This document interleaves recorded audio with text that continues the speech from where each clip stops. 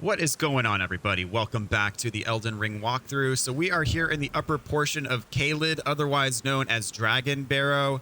In this episode, we're going to knock out what's left, and really isn't all that much. So we're going to start things off by heading to the Divine Tower up here. And then we have another cave down here that we're going to do, and an Evergaol. And then after that, we're going to take on the night bosses of Caelid. And then we're going to do all of the bell-bearing hunters, of which there are 4. And much like the night bosses that we've been fighting in other regions, the bell-bearing hunters only show up at night. So, and there's 4 of them, and there's one in each region. Well, there's one in Limgrave, one in Liurnia, one in Altus, and then one in Caelid. So for starters, I marked the spot on my map. We're headed to the Divine Tower. We don't actually have the Great Rune that gets activated there yet, but there's actually kind of like a mini dungeon in there, if you will. With lots of good loot. So we're going to fully explore that place, get all the goodies. These dragons that are just kind of chilling, I'm ignoring them for the most part. I beat all the dragons that have like an actual boss meter and a name. But these are just smaller ones that are kind of hanging out around here. And I believe you get dragon hearts if you kill them. And they're not as difficult as some of the more major dragons, if you will. But I'm not going to spend my time fighting all of them because that would take a long time. There's a few items here in this lake. And what I want to do now is you actually want to peel off and head to the lower level below the Divine Tower, because there's a bunch of really solid pieces of loot down here.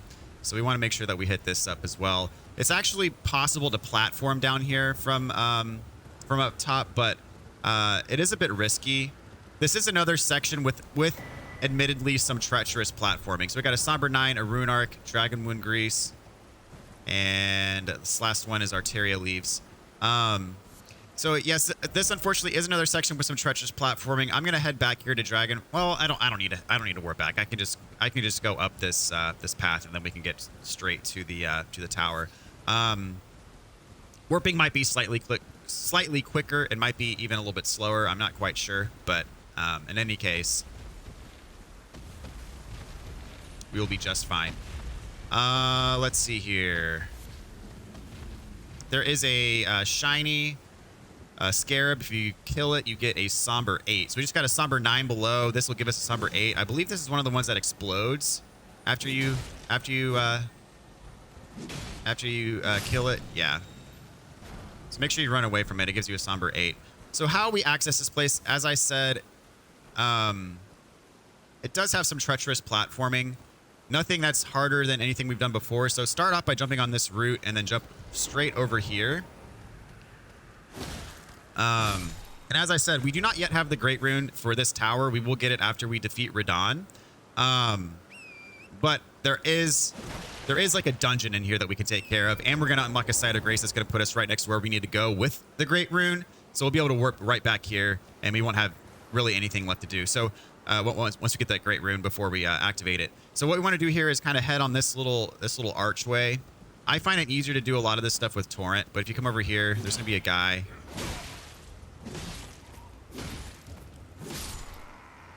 And I find it easier to pick up these items on the ledge, dismounted, so you don't accidentally scoot off the edge. So here we got a stone sword key. We're going to head back over this and climb up this ladder.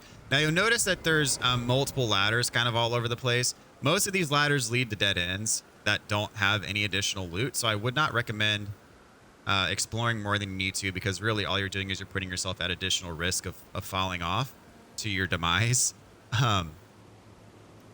So let's see. I believe the progression path is that way, but I think there's an item if we go this way. The item might actually be higher up. I can't remember, but we're gonna find out. And I'm gonna fight this guy dismounted. You notice that some of these arches have like little cracks in them, so you have to jump over them.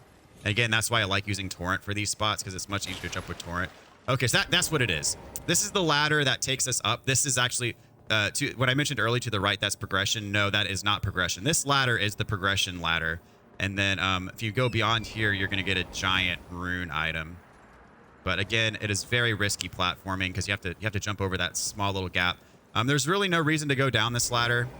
As I said, you can descend to the bottom via platforming. So here we got a Newman's Rune.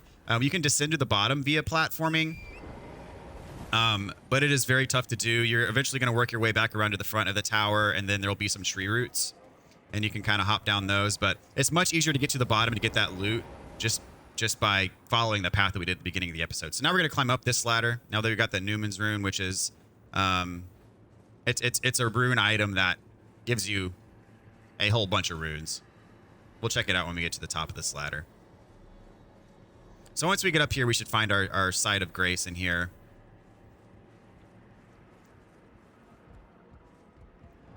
So the Newman's Rune is this big old rune. So it gives you a lot. We have 3 of them. It doesn't give you as many as the Hero's runes or the Lord's runes, but it is stronger than, like, you know, the numbered gold runes that we've been picking up for the majority of the game. So over here we have our site of grace. I'm gonna rest up just to get my health back. If you go this way, this takes you to the top of the tower, and this is where you go to activate the Great Rune that we don't have yet, that we're going to get after we fight the boss of this area. You're not going to be able to go there yet because the door will not open until you have the Great Rune from killing the boss. So we're going to go down this way, which this leads us to kind of the dungeon. And this has some more tricky platforming in it, but I'm going to show you how to do everything. Watch out, because there's an ambush right around this corner. There's going to be a guy that tries to hit you right here. So give him a couple shots and then back away. Then this guy with the great shield is going to come into play, and then you can kind of bottleneck him here. I hit him both at the same time with a special Bloodhound's Finesse. This door is locked. We're actually going to circle back around later, and it's going to open up as a shortcut. So the way forward, got to drop down on this here platform. And then you actually have to scoot around the edge. I mean, you can go that way too. I mean, it's possible to, but there's not anything. There's no reason to go over there. There's no items or anything. So just follow this path that I'm following. And this one is our drop down point. And once you drop down, it's gonna this platform's gonna crumble. You're gonna fall a pretty far distance, but you're not gonna take any damage because this is a scripted kind of event. So anyway, so what we want to do here is on this little platform, you want to sort of shimmy off the edge. Don't even jump. Just barely walk off the edge, and you'll fall on this platform. Now this is a tricky part. See that kind of, it's like an octagon down there. That's the spot we need to land. You don't need to jump to land that. Really what you need to do is line yourself up so you can walk straight off the platform. And when I say walk, I mean basically hold the analog stick as far forward as it will go without holding the sprint button. Do not sprint off the edge. Simply, I guess, mildly jog off the edge. In other words, holding the control stick all the way forward without pressing the sprint button. So we're going to pick up this Golden Rune 12. And if you do that, when you're lined up with this little octagon here, you should land right on top of it. Do not jump. Do not roll. Just run straight off. And you should land right on top of it. Now we got a couple other tricky jumps. I like to jump over here. Then we got to jump over to this one. I kind of like to jump towards the wall because that gives you, like, it helps you not overshoot it if you're angled towards the wall a little bit. And then you want to jump down here. And then jump down here. And now this part's tricky because there's an enemy here with a great shield. So I like to kind of get over here quickly as possible so you have enough of a runway to fight him on. And then I just try to dispatch him as quickly as possible. And here is an elevator that's going to take us up a little bit. You do not have to jump. Just kind of walk straight over. If you jump, you might overshoot and fall off the other side there. So just walk straight on, press the button, and then you'll get up here. So that's honestly, I think, the trickiest part of this whole place. We can go up this ladder. It's kind of hidden. It blends in with the stonework here, but this is actually going to take us back to that shortcut, that door that I pointed out earlier. And so we can open that up. So we can, if we end up dying or falling or whatever, for whatever other reason, you know, we can skip that first section of platforming now if we unlock this door, which it is a bit of a long ladder, but I'd say it's worth it for some insurance if you do end up dying on your way down, the rest of the way down. So slide on back down, and then we got a tough guy up here. But not too bad to take care of. He can do Black Flame. And we got his armor. Black Flame Monk armor. Nice. Over here we got a Rune Arc. I do have my Rune Arc active. I'm going to leave it active. So if you drop down here, this actually takes us back to the first platforming section that we did earlier. Remember there, that was that little octagon thing that we dropped down to. So the way forward is actually around this side. And this is going to be another one of those drops where the platform breaks and you take a long fall but don't sustain any damage whatsoever. Doesn't make a whole lot of sense why this does no damage. We've fallen a lot shorter than that and fallen to our deaths as a result. It's kind of a Souls logic thing. You know, they do what they do and it's all good. So we're going to take this elevator down to the bottom. And fortunately, we have another site of grace for us down here to save our progress, which is also really nice because we're about to fight a boss. So I suggest resting here, getting all your flasks back, getting all your health back, all that good stuff.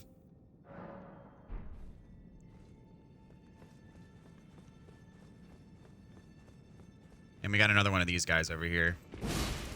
So you can do a jump R2, and then an R1, and then another jump R2, and then you can stun them. And through this boss fog, we're going to fight another Godskin Apostle. We fought one of these before in the Windmill Village up in Altus Plateau. So I'm going to summon right away. This guy can be tricky. He likes to fire Black Flame to cancel out healing, and in this case, cancel out my summon. I could use Carry and Retaliation on that. However, I want to keep my shield up so I can be two-handing my weapon to do my special because it's really effective against this guy. So you see how hard he hits. He does hit pretty hard. He does like to punish heals with the Black Flame. You can actually bait his Black Flame by healing, and then Carry and Retaliation it. Since he's on my summon right now, so he's not paying much attention to me. There we go. So you can do Carry and Retaliation on the Black Flame, and you see that does some pretty solid damage to him. He's actually really doing a number on my summon here. I want to make sure that he doesn't kill my summon. So now he's transforming to second phase as a big AoE. He has a lot of Black Flame-based AoE attacks in this phase. I'm going to heal up.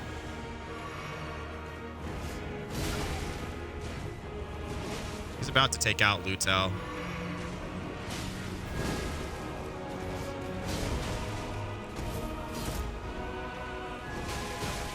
Yeah, you see how much damage he does.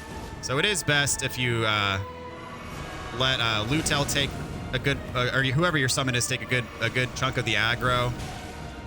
Hopefully she survives. But here's this giant AoE that he does, so back away when he does this, and there goes my summon, but it is what it is. Man, my summons or my specials are not landing. Dodge the Black Flame and heal up. There we go. Got him. So a bit of a tricky fight. I spent too much time talking, and my summon was taking a beating while I was talking, so she didn't last the whole fight, unfortunately. So we get the Godskin Apostle armor set for that. And more importantly than that, we can head forward now through what was previously blocked off by the fog while the boss was still alive. And we can open up this treasure chest here for the God Slayer's Great Sword. And let's check this out. This is a really, really good weapon. It is a colossal weapon. And it does require 20 faith to use, so I won't be able to use it with this build unless I have a Rune Arc active. I could put a talisman on to get that 20. But this is a Black Flame infused sword. Super good if you level this thing up. You see that it does split damage between physical and fire. But the Queen's Black Flame, very good skill for it. But again, you know, you need to have the stats to use it. 20 strength, 22 dex, and 20 faith. So I have everything except for the faith to use it. Very solid choice if you have the stats. Might even be worth a respec. I also mentioned earlier after we killed Rykard that the Blasphemous Blade might be worth a respec. Where's the Blasphemous Blade? I didn't buy it, so that's why I don't have it, because you have to trade in the soul of Rykard to get that blasphemous blade. But very solid weapon, worth the trouble that it took to get us here. But as for now, we are done with this tower, so we can warp out of here, and we're gonna come back later when we get Radahn's Great Rune. I'm going to warp here to Dragon Barrow West just so I can rest and recover.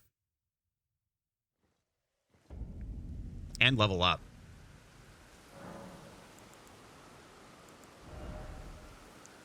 Let's see here. I'm gonna take my vigor up to 55 because we have the Radagon's rather Source Seal equipped. That gives us +5 in vigor. So getting us to level 55 here with the +5 gets us to a total of 60 vigor, which is the soft cap. So that's kind of what I'm shooting for, is that 55 vigor plus the additional 5 levels that I get from the Source Seal. So where we're headed now, we're gonna head down here, which is there's an Evergaol, and then like over here-ish, there's going to be another tunnel that we haven't done yet, or another cave level dungeon that we haven't done yet. And after that, we're pretty much done with Caelid, save for the boss, which we're gonna take care of the boss in the next episode.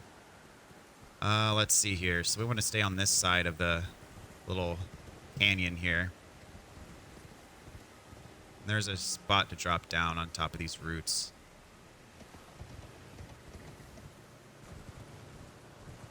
There's a bunch of dragons around here, and there's one of these statues that has to be broken by a large enemy. There's a dragon over here that we can lure over. Problem is these dragons do not move fast at all.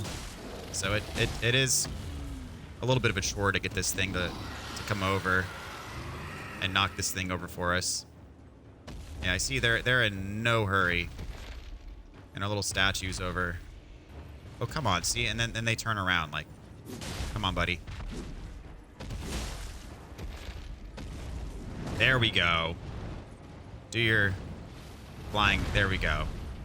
So we want to get him over here to knock this statue over. Come on. No, don't turn back around. What are you doing? Yeah, these things are super annoying to kite over. They don't really like to follow directions. Over here, come on. There's another one way over there. I feel like this one's closer, though.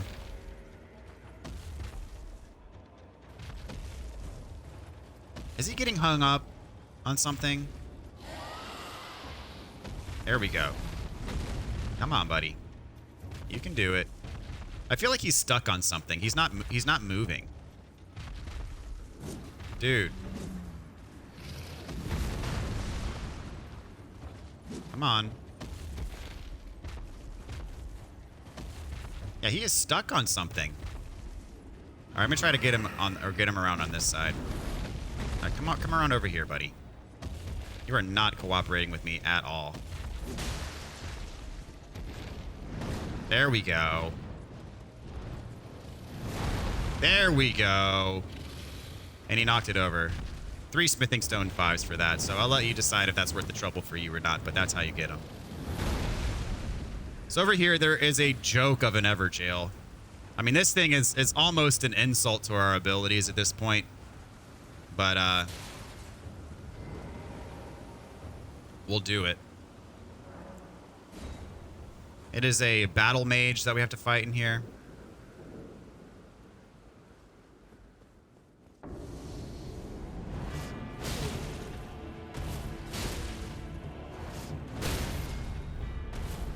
And that's it for Battle Mage Hughes. And we get the Battle Mage Huge Spirit Ash. I mean, I'm not all that impressed with him after that performance, so I don't see why I'd ever want to summon him to help me, but we get it. That's that. That's Battle Mage Hughes. Battle Mage Hughes, ladies and gentlemen, so.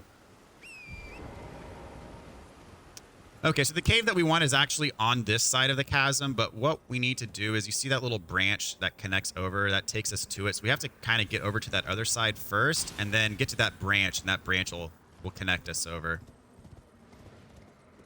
So let's see, I need to make sure I can make this jump. This looks good. Let me come down to this branch over here.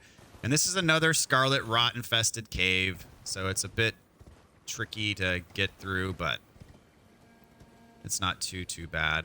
Down here, walk across this branch, and then just jump right on over. And we are here at the abandoned cave. So make sure you have the ability to use the flame cleanse me, because you're going to need it in here. I'm also going to throw in a dagger for quick step purposes. So I'm going to two-hand my dagger. I'm going to equip my seal. So you go down, you see there's a little thing to the right. There's actually no, it looks like there'd be a path there, but there's actually not. I'm going to throw on my torch, or my lantern, and jump down here. Yay for Scarlet Rot. Fortunately, this Abductor Virgin is not active. You see these Scarlet Rot geysers, they'll do damage to you if you're in the middle of them when they're going off, so make sure you kind of wait for them to do their thing and then head across. So got some Dragon Wound Grease over here. I wait for that to explode and then head back. And I'm about to get Scarlet Rotted. That's just fine. Actually, I'm going to preemptively use Flame Cleanse Me, because that'll take away the buildup. So that way I don't have to wait for it to trigger before using it. All right, quick step out of here. And there are going to be some enemies in here that we have to worry about, but not quite yet. I think there's some down here. There is an item. Watch out for the exploding geysers of rot. Need that dagger on. Serpent bow. And as I said, enemies down here.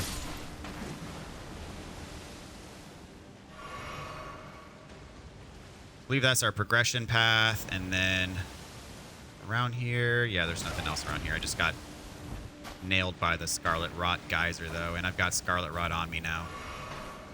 But that's just fine. I can heal it up.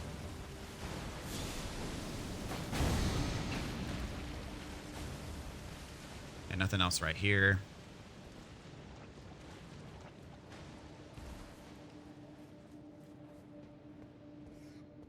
Couple rats.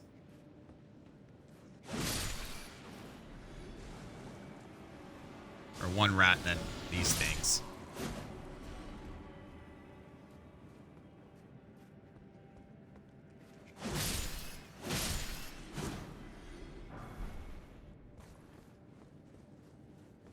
Alright, so this area is going to have a bunch of the flowers that try to hit you with Scarlet Rot.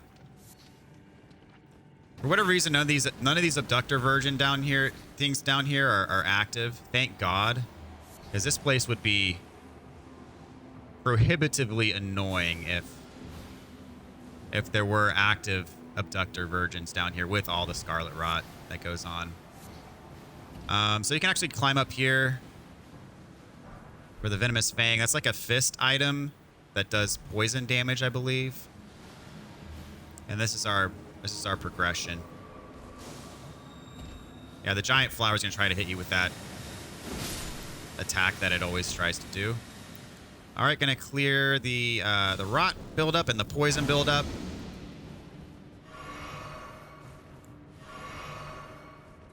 I'm going to use a cerulean flask to get my MP back, or FP back, I should say. And through here, we got the boss. So I'm going to summon right when I get inside.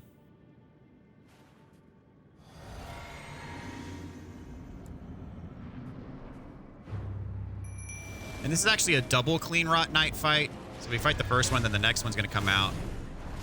Watch out for that attack. It's a grab. Pretty nasty. But we are very, perhaps over-leveled for this dungeon. Not that there's anything wrong with that. And there we go. That is that. For all our trouble, we get a gold scarab, which I believe is a talisman. It's either a talisman or a headpiece. There we go. Increases runes obtained from defeated enemies. So if you're farming for runes, equip that thing. It'll help you out. So, ladies and gentlemen, aside from the very southern portion where we fight Radahn, we are pretty much done with Caelid. So this is the spot. This is Redmane Castle. We're going to go here in the next episode and fight Radahn. For the remaining portion of this episode, we're going to take on the nighttime bosses of Caelid, of which there are 3. There are 2 Knights Cavalries, and then there's like a Deathrite bird.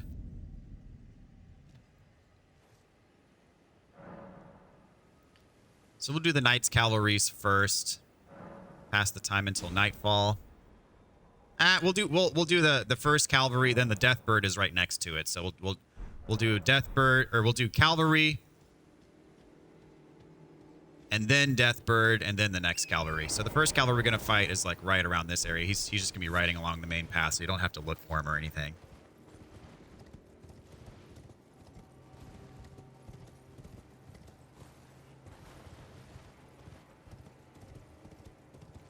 All right, so this one's got the flail. The second one that we're going to fight in a bit has the glaive. Hello, sir.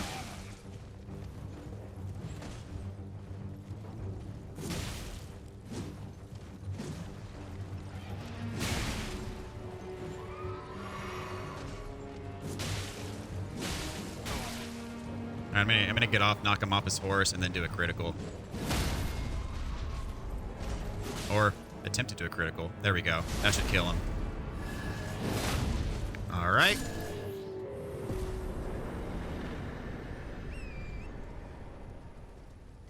$8,500 runes and the Poison Moth Flight Ash of War.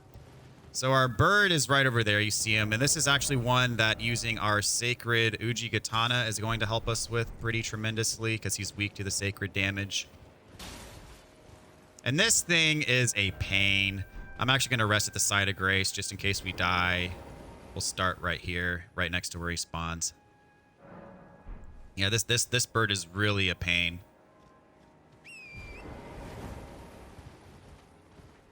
A lot of magic AoE type attacks that cause frostbite buildup. But while he's not facing me, can I get a sneak attack on him? There we go. See how much that does? Just that one projectile. And then after our weapon's enchanted, I mean, we just shred his health bar, which is amazing because this guy's got so many powerful attacks. I mean, I don't want to kill him too quickly because I want to show you what he can do. I mean, he's got that massive AoE that like lights the ground on fire. And then he's got, you know, some ranged physical attacks. You see how long the ground is on fire for, and he's got some of those slices. And then he does this where he shoots a bunch of like wispies at you that you got to dodge. So he's got a lot of attacks in his arsenal. This is probably the hardest Deathbird that we fought so far. But once he gets over here, I'm going to take him out. I don't need to keep him alive any longer. I showed you enough. He's really dangerous, and I don't want to risk, you know, losing when I don't have to. So we get the Death's Poker. I believe causes death buildup, if I'm not mistaken. Which is only useful against other players. I don't think very many, or only useful against humans, I believe. I don't think very many enemies are weak to death in the actual base game.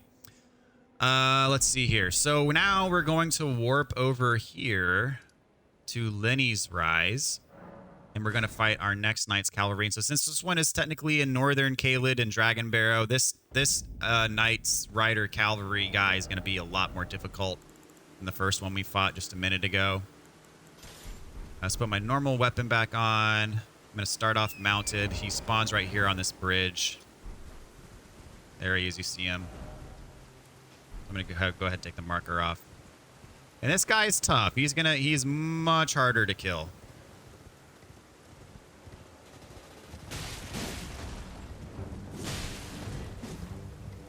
His glaive hits like a truck. But I like to stay kind of more towards his offhand if possible. He can kind of hip check you with his horse. Yeah, stay away from his actual glaive because he can knock you off your horse in like one hit. Take away a sizable chunk of your health. But yeah, I try to stay on his offhand side of the horse. He can cross over, but his attacks on his offhand side are way less powerful than his attacks on his main hand side. Ooh, that was close. Almost got him off his horse, which will be good.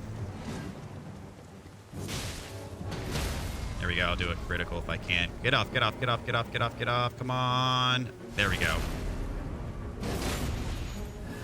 And he will remount, but that's fine. I'm gonna do what I can. Oops, I wasn't two-handing my weapon, sadly, so I didn't get to fully take advantage of the time that I had there. Yeah, you see, oh man, you see how powerful those attacks are. Oh snap, that was bad. That was really bad. Got me up. He's gonna kill me. I'm dead. Oh, snap. Chug, chug, chug, chug, chug. I was within an inch of my life there. I don't want to be unmounted for too long because he can outmaneuver me. But I do want to get away because it's probably going to prompt me. Oh, nope. Torrent's alive. Torrent's alive. He's probably really low in health, though. Yeah. All right. I'm actually in danger. Is he going to run off the edge? He can run off the edge, I think. All right, buddy.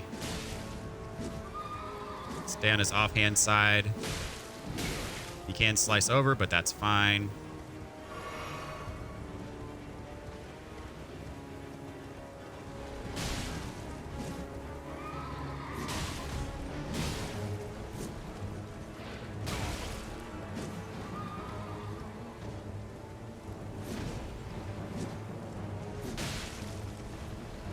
Oh, snap.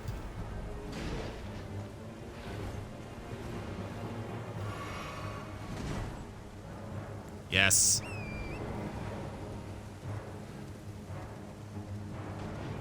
All right, almost got him. Come on. I was a filthy R1 spammer until I got that kill. Oh, man, that was some R1 spam to finish that off. But it worked. It worked. So we get Bloodhound Step, Ash of War. This is a very useful move if you can equip it to a weapon. In that it basically allows you to teleport dodge. And people really do abuse it in PvP. It can be really annoying if you're fighting someone with Bloodhound Step in PvP because they can basically just spam it and then they're nearly impossible to hit. I'm going to rewarp it to Nightfall because what we're about to do next is going to require nighttime as well. I'm going to level up. Put my dex up to 33.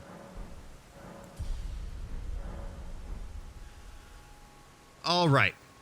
So we're going to fight all of the what are called bell-bearing hunters. And the bell-bearing hunters are bosses that spawn only at nighttime, and there are 4 of them in the world. So in order to fight these, you have to be at nighttime, and you have to warp to one of the spots where they spawn. Just a quick gear check.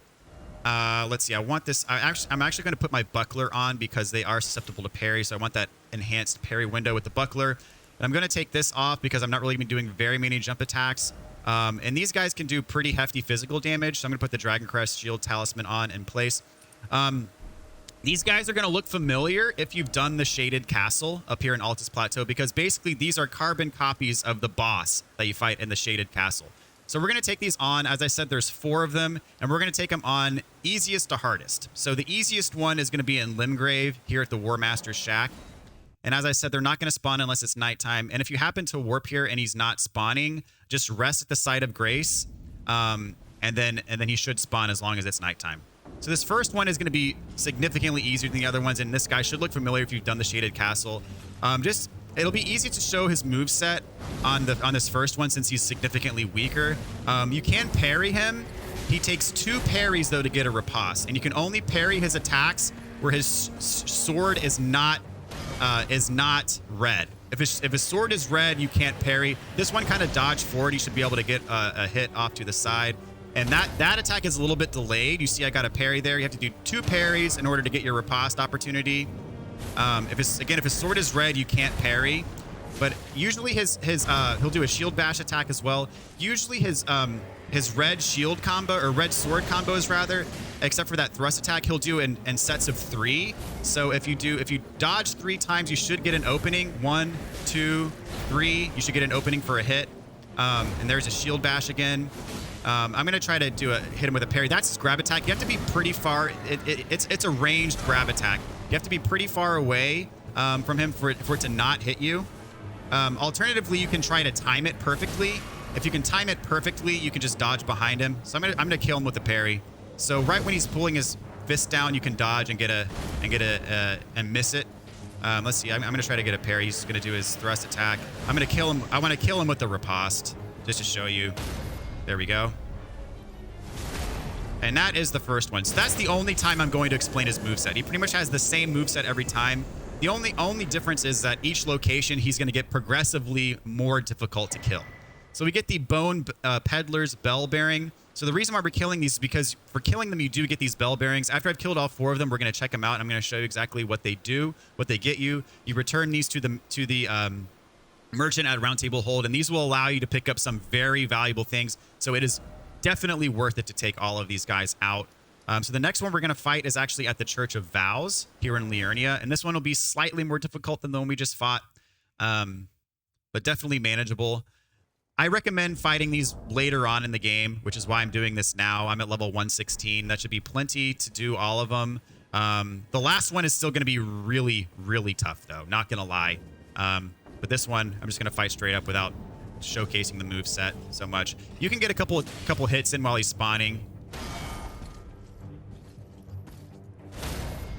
And again, I have the buckler on because it has an enhanced parry window.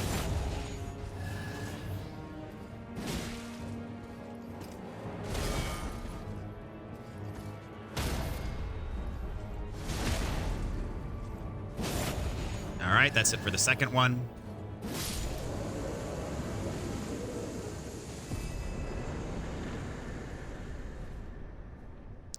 All right, so the third one's going to be up here. We get the Meat Peddler's Bell Bearing for that one. So the third one, we're going to head up here to the Altus Plateau here at the Hermit Merchant Shack.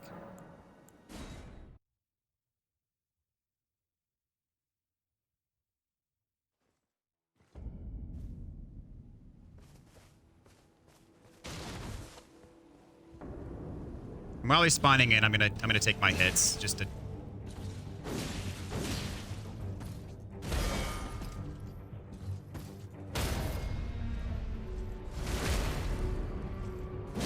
So you don't have to parry these guys to kill them. It's just the way I prefer to do it. You can do more dodge rolls. Like you can get around to the side and get hits in like that. I just prefer to parry. That's just how I roll. So it's I just demonstrated, you know, other ways to get hits in. Wait for his fist to come down. Oh, I dodged too late there. That's fine. So this one is slightly stronger than the second one we fought. So again, his sword attacks tend to happen in groups of 3. That's a shield bash. Whoops, I was a bit late there on my parries, which is... All right, dodge. Oh, I dodged right into that. I'm gonna need to heal up here. So you see, he is significantly more powerful than the second one we fought. Dodge, shield bash. There we go. That's what I want.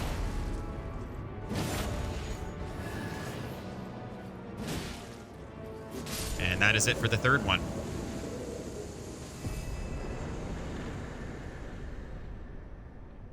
Okay. For this one, we get the Medicine Peddler's Bell Bearing. And the fourth and final one that we're going to fight is going to be down here in Caelid. And this one is significantly harder than the other ones. This is by far the hardest one. And honestly, the bell bearing that you get from this one is the least important in my opinion. So take it or leave it. This is by far the hardest one. He's got the most health. He hits the hardest.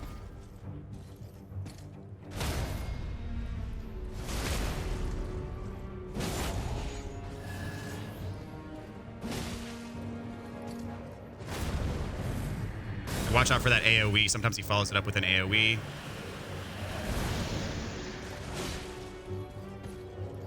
Shield bash. Oh, that one has an AoE and I jumped right into it.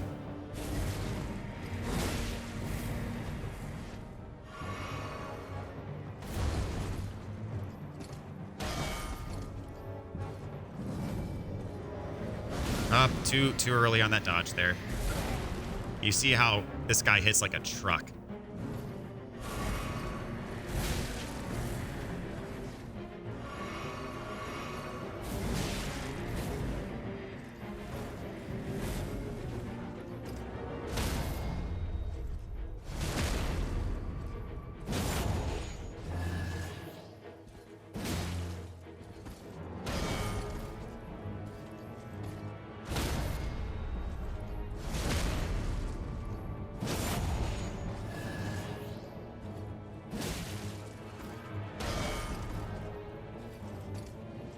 Oh, I thought I dodged there.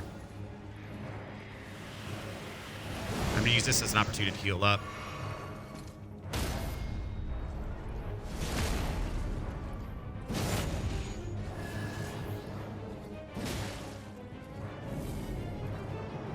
Up too early on that dodge. Just to show you can make mistakes and still be successful.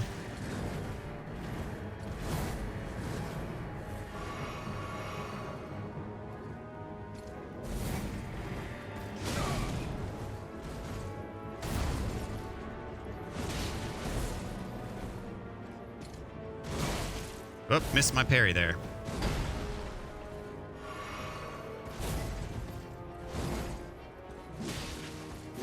And going for the win. Oh my gosh. Oh my gosh.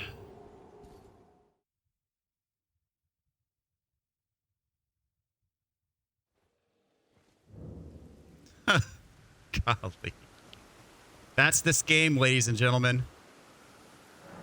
That was a pretty epic fail there.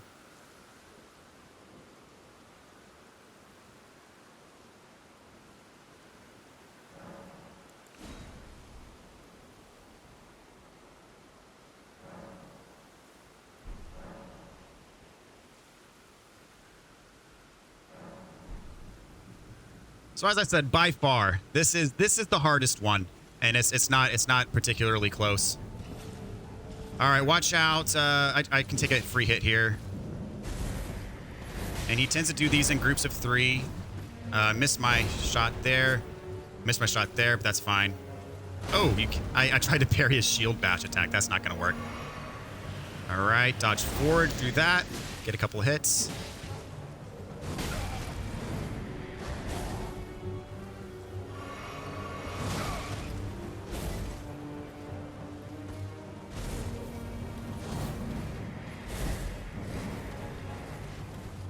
Take this as an opportunity to heal up.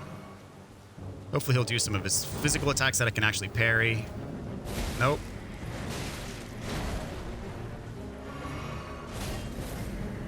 Ah.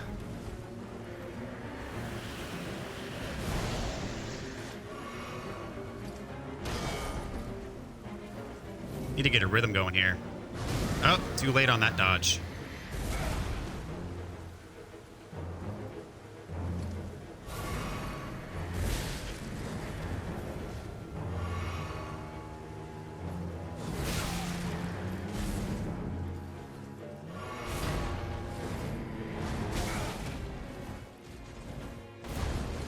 This is not looking good, guys. Oh. Okay. I pressed R2, but whatever.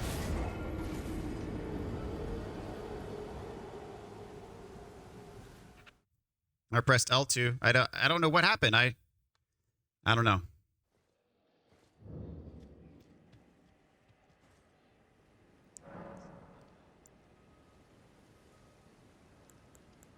So you pass the time until nightfall.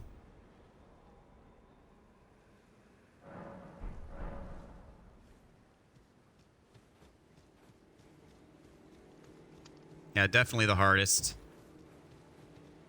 one. Let's see, you got a rest here at the Grace.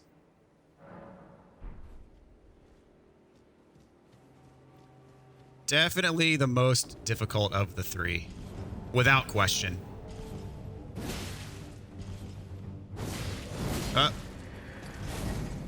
Got lucky there. There we go. And dodge. There we go. Dodge.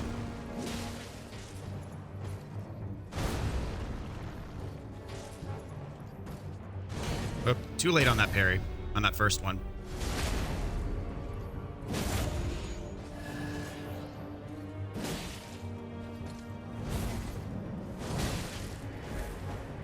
Lost my lock on there. Oh, snap. I gotta heal up here. And he definitely likes to punish heal with his ranged attacks.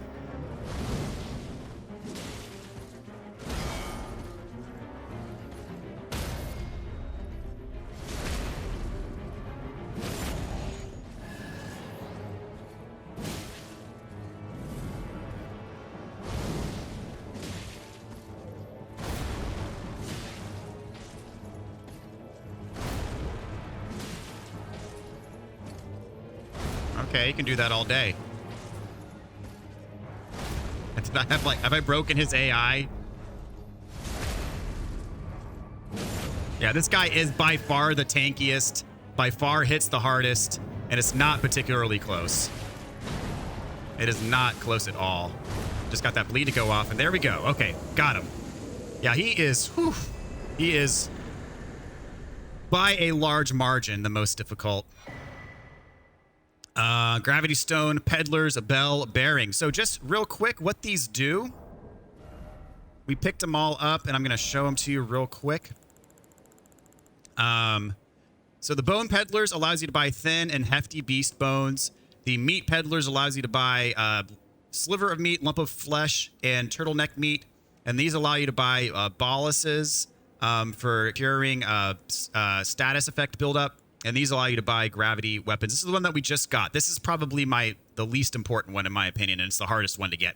But these are very good. These first two, especially for crafting items such as, for example, take hefty beast bones and lumps of flesh, for example. They're very good for crafting exalted flesh, which you both need a lump of flesh and hefty beast bone. Otherwise, you'd have to farm for these. Now, you can simply purchase them at Round Table Hold. So we're going to warp back to Round Table Hold real quick.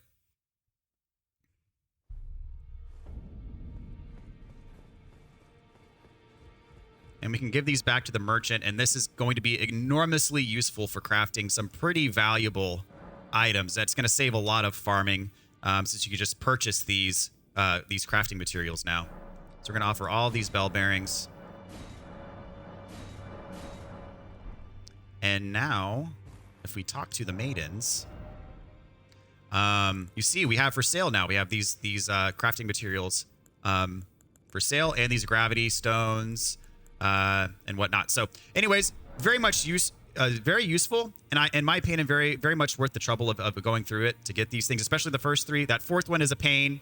But anyways, what I'm going to do now is I'm going to talk to Roger and see if he is done yet, if he's passed away yet. He has not passed away yet. He's still hanging in there. Okay. Anyways, guys, I'm going to go ahead and cut this one right here. So thank you so much for watching. Hope you enjoyed, and hope you had good luck against all these bosses that we just fought. And anyways, hope you did not have an epic fail like I had with 1 HP left with that last Bell-Bearing Hunter. That was a tough pill to swallow there. But anyways, it is what it is. It happens in these games, and you just got to roll with it.